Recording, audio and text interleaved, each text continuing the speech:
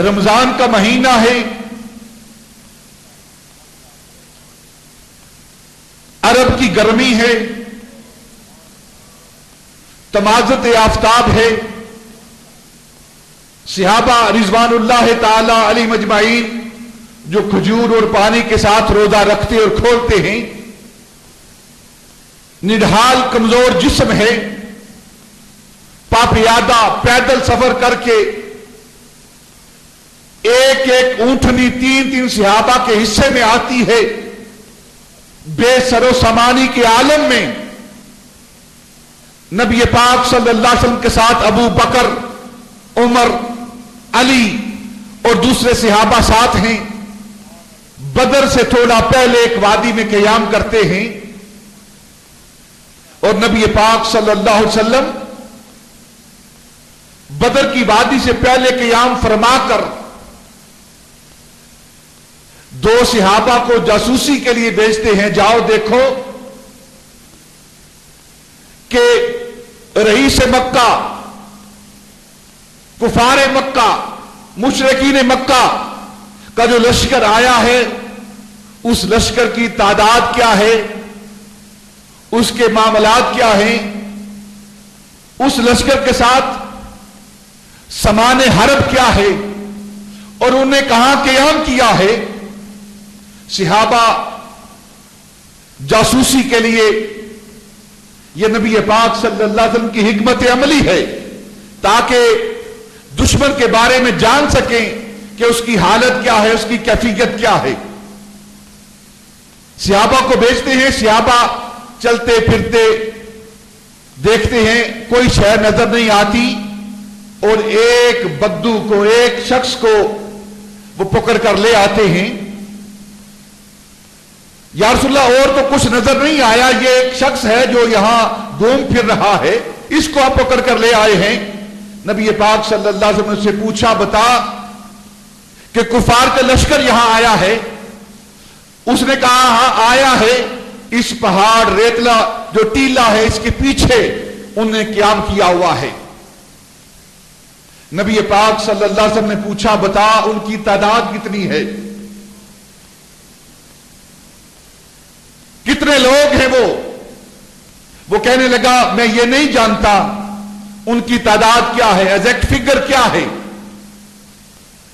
لیکن ایک بات میں آپ کو بتاتا ہوں، وہ یہ ہے کہ میں دیکھتا ہوں کہ ہر روز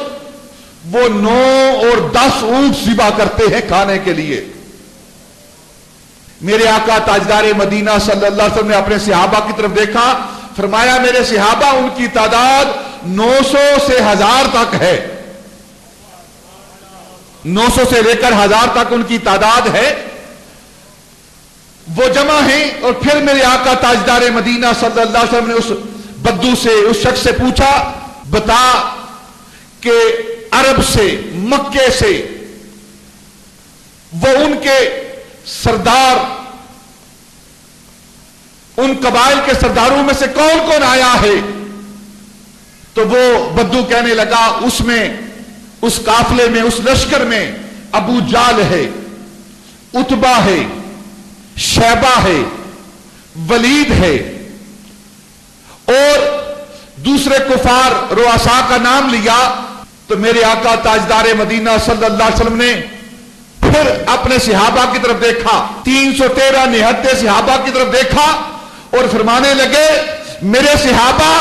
آج مکے والوں نے اپنے جگر کے ٹکڑے نکال کر تمہارے سامنے رکھ دیے ہیں، جگر کے ٹکڑے، اپنے جگر گوشے نکال کر تمہارے سامنے رکھ دیے ہیں۔ اور پھر نبی پاک صلی اللہ علیہ وسلم وہاں سے کوچ کر آگے نکلتے ہیں، آگے سفر بدر کی وادی کی طرف کرتے ہیں، یہ قافلہ آگے چلتا ہے، قافلہ چل رہا ہے، ایک بدو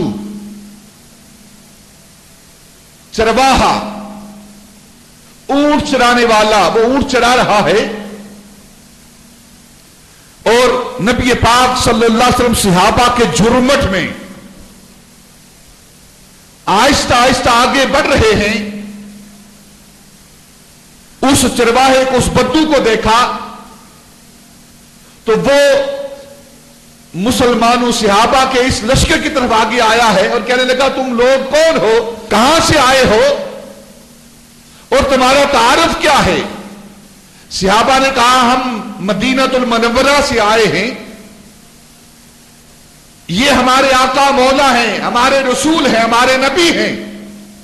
اللہ کے پیغمبر ہیں۔ جب اس نے یہ بات سنی کہ اللہ کے پیغمبر ہیں، رسول ہیں، تو تنزن اس نے کہا تم میں رسول ہوتا ہے؟ اگر یہ اللہ کا رسول ہے، اگر یہ اللہ کا پیغمبر ہے، اگر یہ نبی ہے، تو یہ نبی بتائے